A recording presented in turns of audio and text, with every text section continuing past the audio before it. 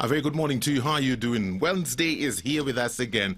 And every Wednesday we have the Financial Clinic where we talk about issues, finances, entrepreneurship, business. So here we are, Karibu Sana. Thank you so much for tuning in. That jump, that famous jump that many people try to make. I'm talking about the jump from employment into entrepreneurship. It's quite a jump, my friend. And a lot of people try and make that jump. Some succeed, some fall flat on their faces. They go back to employment, they sharpen their skills, they get more insight, and they make the jump again. It can be one of those jumps that can totally destabilize your life if you jump into this without having done your groundwork. So how do you make this jump from employment to entrepreneurship? This morning we have a guest who will be joining us via Zoom in the next short while to basically share his story, how he was able to make that jump, what are some of the key lessons he learned along the way, and I believe that conversation will be beneficial to you. Maybe you're one of those people who's made the jump as well. Maybe you've made mistakes you've learned from. We would also love to hear from you. So feel free to be a part of this show by making your contributions via SMS or via WhatsApp.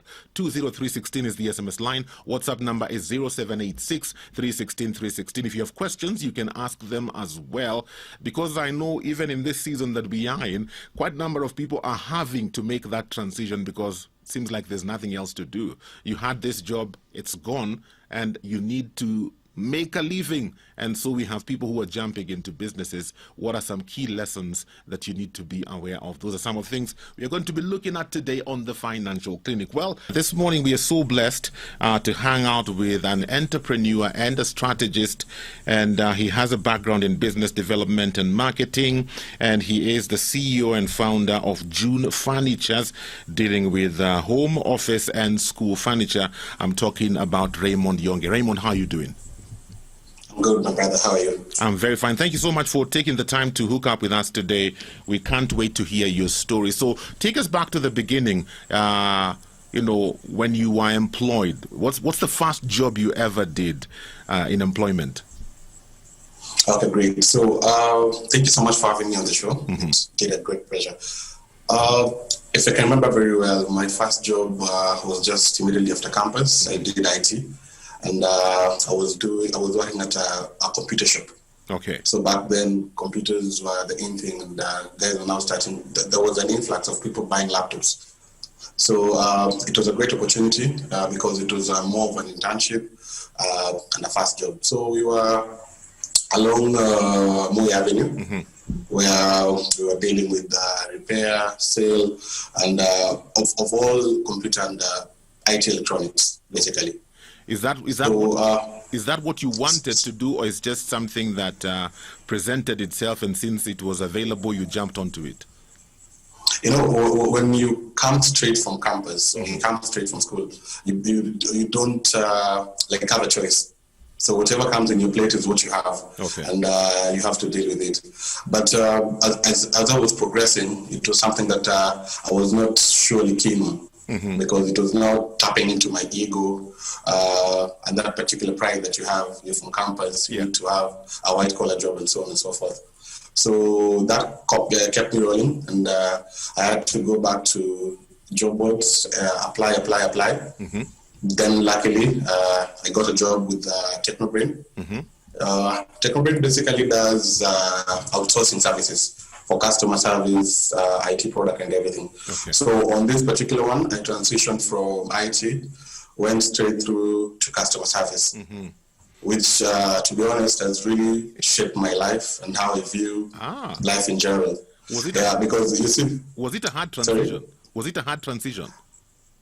Initially, it was, because I didn't believe I'm someone who can be able to speak with. Express myself fluently, mm-hmm. Because when you do IT, ideally you're supposed to be on the back end doing your stuff, You're not in the front end, whereby you're able to deal with clients and so on and so forth. Mm-hmm. So this was a different ball game, but altogether, I'm always ambitious, so I always view it as a challenge which I had to accomplish. Okay. So.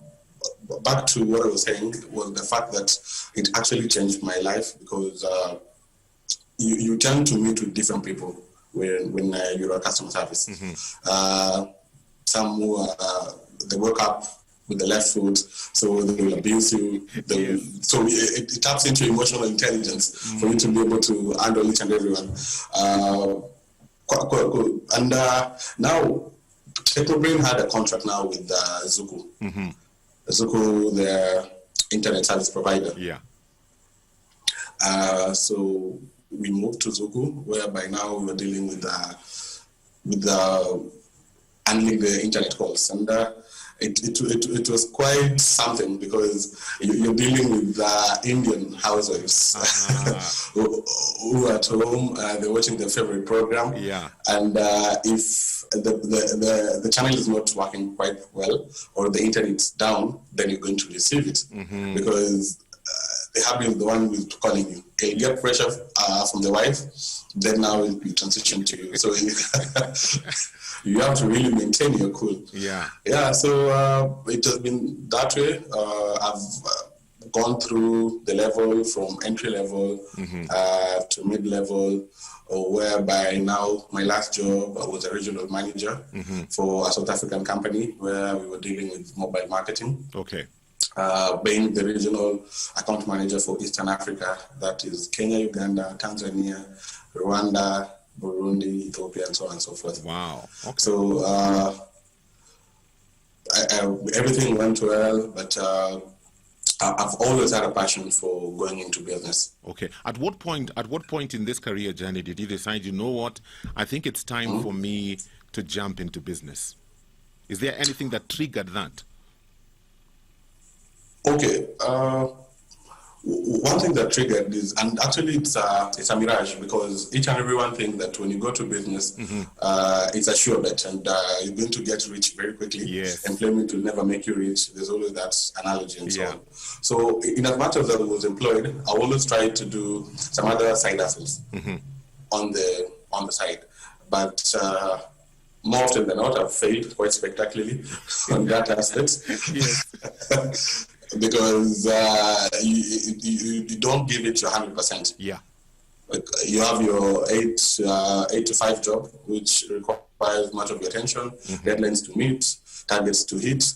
So when now you come again and combine it with your side hustle, definitely you'll have to give one the attention. And the attention definitely will go to the 8 to 5. So you tend to delegate and trust other people to work it out. Unfortunately, I was disappointed. I did my very first one that I owned was a marketing firm. It was basically doing websites and so on. So we were trying to bring those people who are not on the online grid, basically any other shop that existed, be it a barber shop, a law firm, someone with a boutique shop out in town, someone selling phones. So we're just trying to give them a digital platform. It was a very good idea, but it flopped because I was not giving it the 100% attention that it required. Okay. I gave up. I let it go. Went back to my full-time employment because it was working. Employment is always work because it's a sure bet. At the end of the month, you have your bucks, you have your salary, you're able to budget yourself, and so on and so forth. But in the modern day life, it's never enough because you always try to mitigate, because when it gets to around 15th, 20th, thereabout, you burn out now.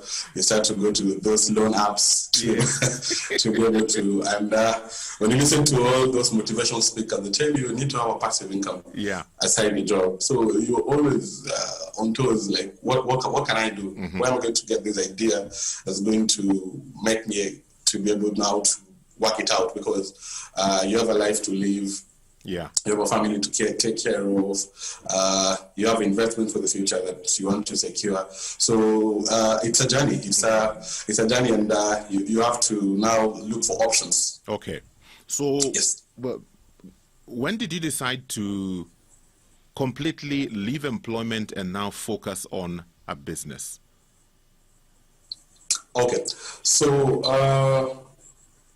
to be honest, and I know quite often, or quite a number of people, sometimes you're just in that employment because it's giving you your daily bread. Yes. But deep down, you're feeling that you're not satisfied. You're fulfilling your purpose.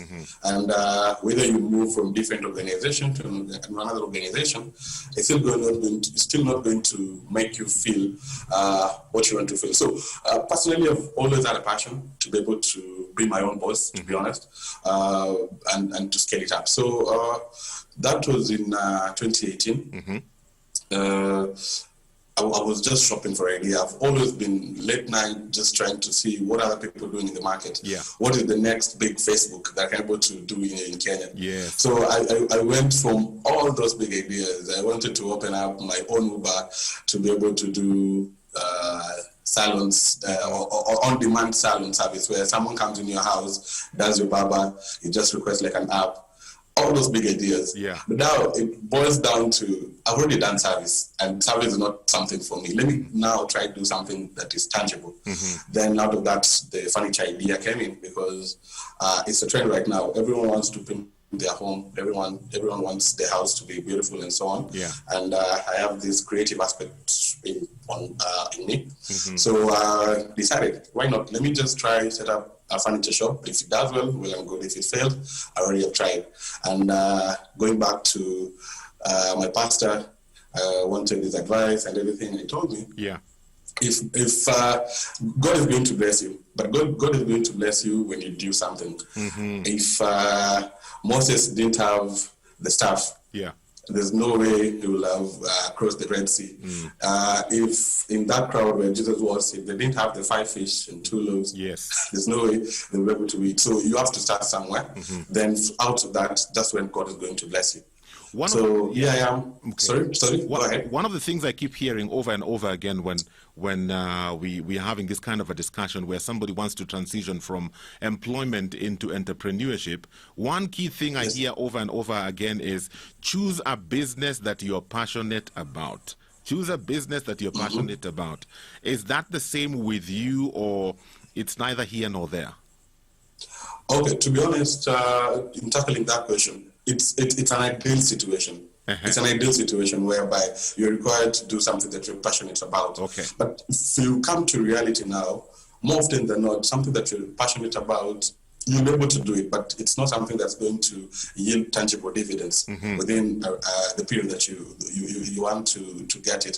So that leaves you to come from an entrepreneur to now a typical businessman who is just copy pasting, but now doing it in a quite unique way, because there's nothing new under the sun. There's nothing that has never been done. So it's just for you to be able to get it, then you tweak it a little bit to be able now to suit you. Like for instance, furniture has been done before, and when it came on board to be able to do it, I had this corporate mind and corporate idea to be able to give top-notch customer service, creative products that and I had a target audience in mind, whereby people who are able to view big brands. When you go to the mall, you're able to see this particular furniture, but it's totally out of reach for you. So when you come down to me, we have a discussion, you tell me this is what I have in mind, we share ideas, then we execute. Now the only challenge now with business that you don't know, you have to pay school fees. And school fees, when I say school fees, it's little school fees. In Sheng, we say utagongo. So you have to pay for it. It's unavoidable. You can. There's no two ways about it. So if you go in with an open mind, then you're going to pass through that stage. But if you're rigid, definitely you'll be disappointed, number one. Number two, it will be dead on arrival, because you won't even move to stage 2. Because you have to pass through that. Let me take you back. Let me take you back a bit. I always see I see a lot of this, especially on social media, in these groups about 52 weeks of saving or what groups about entrepreneurship. I see people ask questions like, Nikona 100K. Ebu nipatie business ideas, and I keep wondering, which comes first? Is it the money or is it the idea? Because I see both ends. I see people who are saying they don't have capital. I see people who are saying, I have $500,000, I don't have an idea. Can you guys help me with ideas? Which one should come first? So first and foremost, you see, my generation has this euphoria analogy. Yeah. Like if Ray is doing it, it's working, Ray is thriving, then definitely I can do it and it can work out for me. Which it's in reality is not the truth. Going back to your question in regards to which comes first, is it the idea or the money? To me, money is not an issue. The main issue is the idea. Okay. And when you have an idea, basically, is it something that's changing lives? Is it something that has an impact? Once you get that right, then the money will come. Because I can give you a very small scenario. When you go back to the hood, you'll find a lot of Jokali people doing their stuff. Yeah. You'll find someone, a garage there, mechanics. You'll find people making sufurias, furnitures, and so on and so forth, even selling clothes at the open air. Okay? So if indeed COVID-19 has impacted you, you can as well wake up in the morning one day, go to Marikiti, have like yondo, buy ngwashe, buy nduma, boil them, start to walk your journey. Let's say you're using Jogoo Road. Start from City Stadium, go to this Jokali open air with your stuff, even if it's boiled maize. By the time you reach Donham, trust you me, it will be finished. You'll have something to go back home and you'll make profit. Out of there, you now build step by step. Business builds itself. You cannot have 500,000 and expect to get 500,000 in return. But you can have 10 shillings, which can yield a million bob. So it's all about sheer determination, focus, and is it something that you really want to do? Because sometimes you'll get crazy morning, crazy weeks. It's not a bed of roses. You have to make a decision on your own. You don't have brainstorming session, the entire team, like the corporate world, where you have to come and sit down, you have a problem, how do you go about this? This one, you have to do it on your own. You don't have another person to be able to do it. Okay.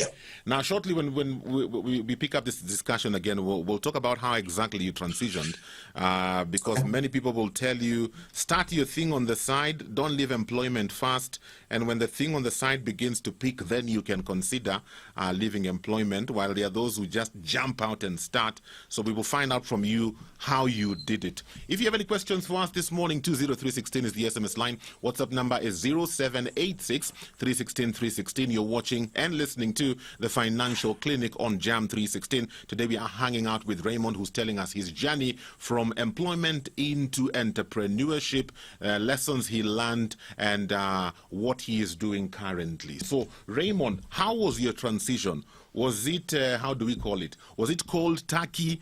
Or did you start something on the side, build it up as you're still employed, and then eventually jump out? Okay. To be honest, sometimes I thank God because God works in mysterious ways which you can never understand.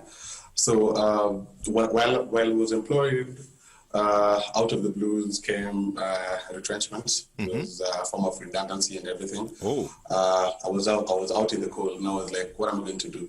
It has happened to me before, way back in 2016, 2017. And at that particular point, I'd quitted work to do my main business, and it failed.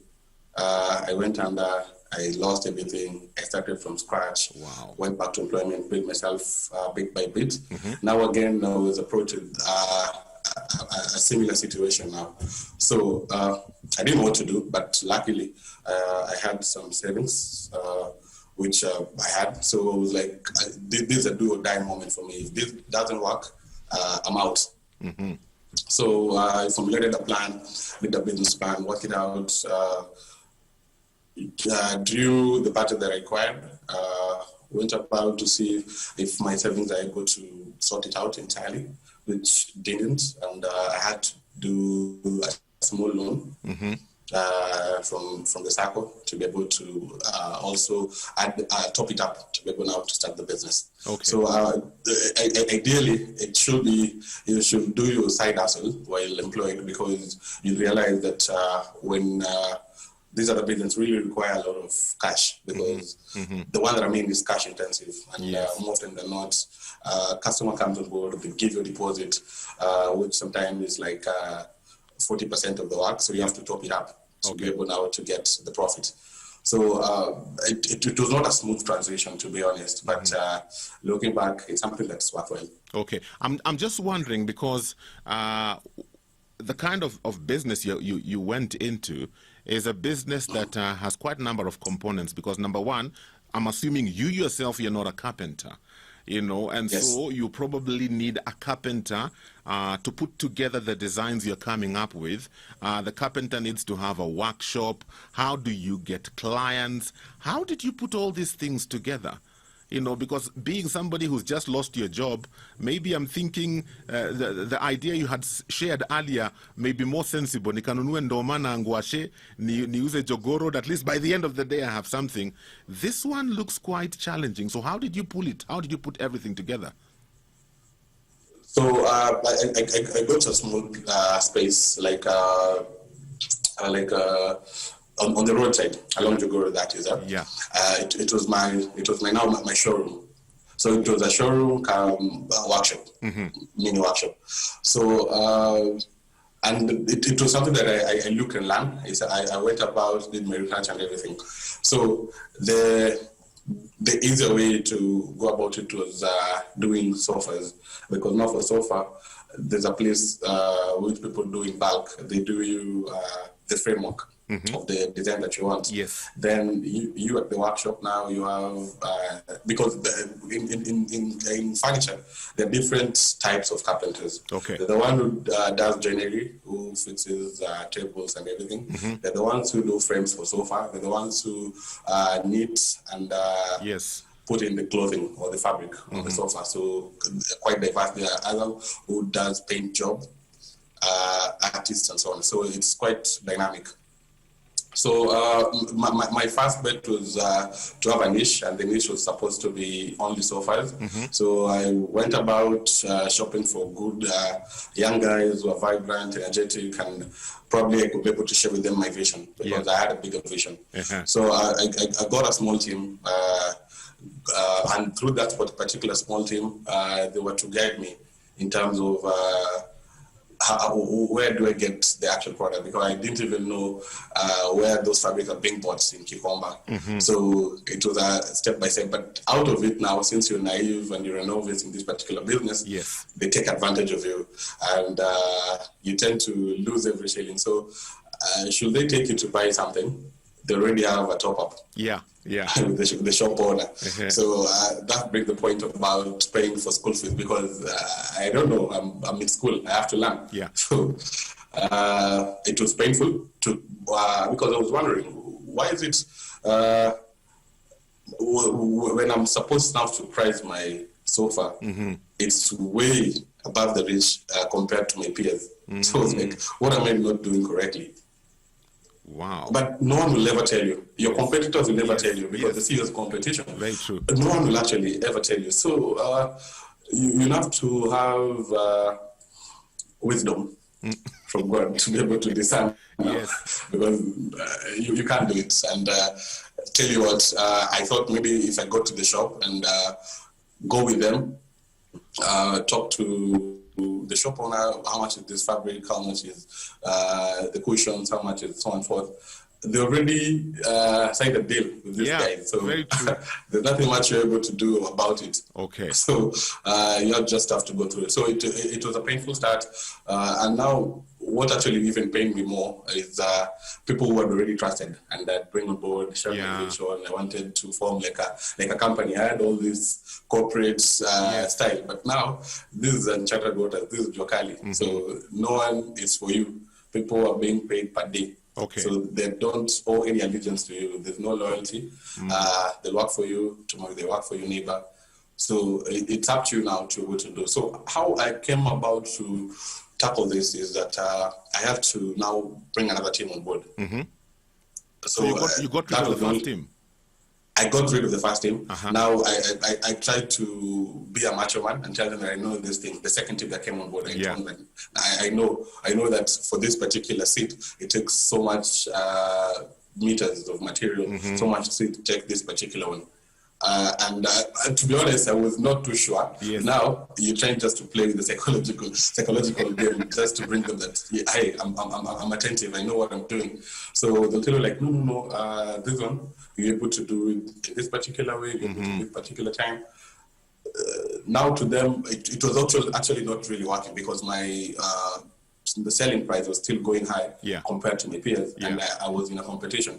So slowly, I started to learn. I started to network with competitors, talk to them, do lunch with them, just to tap into their expertise, into their knowledge, know everything. And I think that's the very first mistake that I did. I never went about to maybe even intern. Just for the sake at someone's workshop and understand how things are done, and from there you're able to do it. So I think that's a lesson that I learned.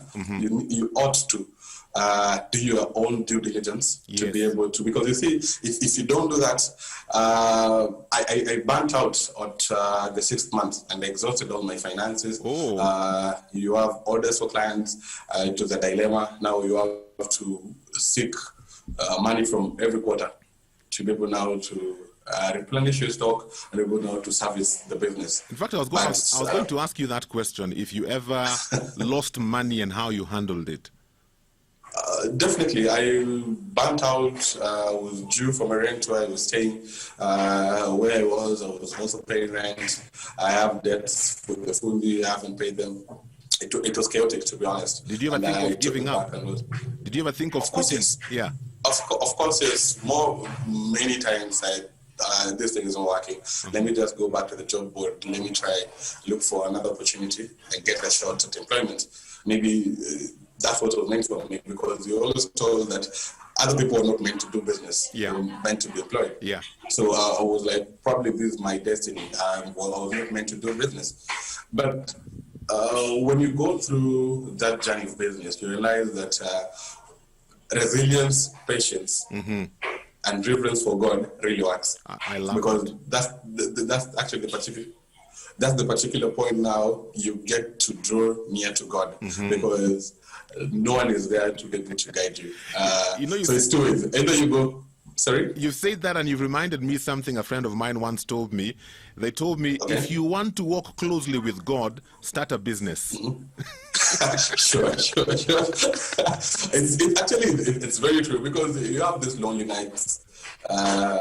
You're trying to sleep no calm, because like, why is it not working? And if I look at my peers, things are working for them. They are actually adding some additional showrooms, and they're thriving. If you look at them thriving, what am I not doing correctly? Well, because I'm not too sure, but I don't think there's anyone who understands business quite very well. Each and every day is a learning lesson. Very true. It's never a predetermined pathway that you see that if you walk through this direction, you're going to get your desired goals. Okay. Now, we'll talk about at what point did your business now begin to make a turnaround? And is there a particular job that you did that turned things around? Sometimes when I hear stories from entrepreneurs, sometimes they talk about this one job I did and it opened so many doors for me, or it just connected me to the right people. We'll find out if you have a similar story. If you have any questions for us this morning, 20316 is the SMS line. WhatsApp number is 0786 316 316. Maybe you also tried to venture into entrepreneurship to start a business. What are some of the challenges you have experienced? What are some of the lessons you have learned? What are some of the questions you have? Talk to us this morning, and don't wait until 10 minutes to the end of the interview and then you bombard me with all the questions in the world. No, ask your questions now so that we can get some time to actually get to them and answer them. This morning we are hanging out with Raymond Yonge, entrepreneur and strategist, getting to hear his story. Timothy wa Uber, how are you doing today? You say thank you for the topic. It's really motivating me after investing in a kindergarten early this year. But what is encouraging me and my wife is that it was our dream to open one. I believe whoever is tuned in today, God will take you through this tough season. Remember, he never changes. That is so true. Timo wa Uber, thank you for sharing that with us. So back to you, Raymond. Your story is very inspiring and very encouraging. So as I was asking earlier, at what point did your business begin to make a turnaround? Do you have a story like I hear from many entrepreneurs where there's one job that came in, or I was connected to one person, and through that person, things just began to turn around? How is your story? Okay. Initially, when I started, I was coming from a marketing background and a very good company that had strong beliefs and everything. And being a strategist, I set up a very elaborate and good marketing. So 80% of my clients were never walking. I've never met them.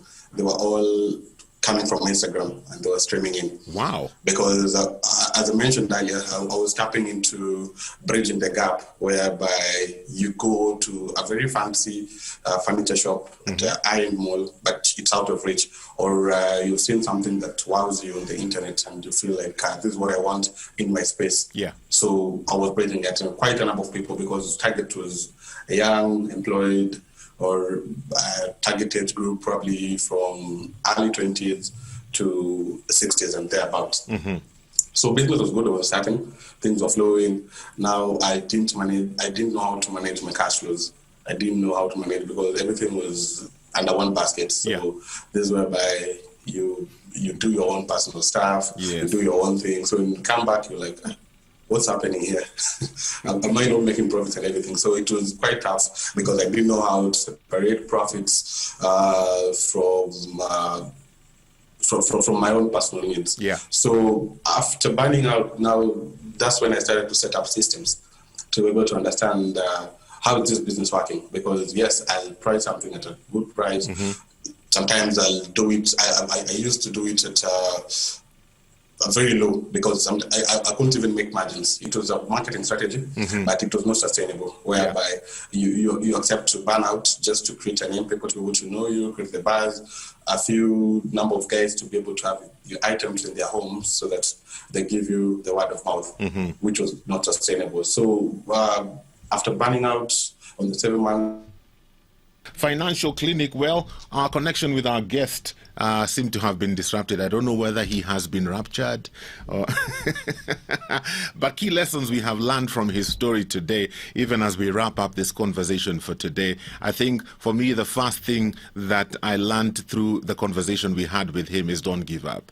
You know, because he said he tried different side hustles as he was still working and they failed. But that did not stop him from trying another idea and another idea. And he shared how he would just sit at night thinking of different ideas and what can work. And so if you're thinking about going through this route, you need to have some tough skin on you because some ideas will work, some ideas will not work. And mostly the ideas that don't work are many.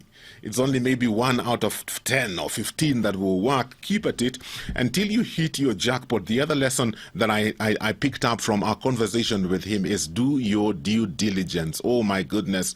Know what you're getting yourself into. I love the fact that he shared sometimes it's not necessarily getting into a space where you're passionate about. Sometimes you just need to get things going. And so you see an opportunity for business and making some money and you jump into it and you begin from there. But he said you need to do your due diligence, understand the kind of business that you're getting into, because that's one of the first mistakes he made when he went into this furniture business, not understanding the pricing of the materials, and you end up making a product that's way expensive compared to other people, your competitors who are doing the same kind of thing. So do your homework, do your due diligence. He said that he wished he would have probably even attached himself to one of his competitors as an intern to just learn before setting up his own outfit. And so that's a very good lesson for us to learn. And then also, my friend, systems are very important. Without your systems, you mess up your finances. You can't differentiate between the money in the business and your own personal money, and before long you run your business into the ground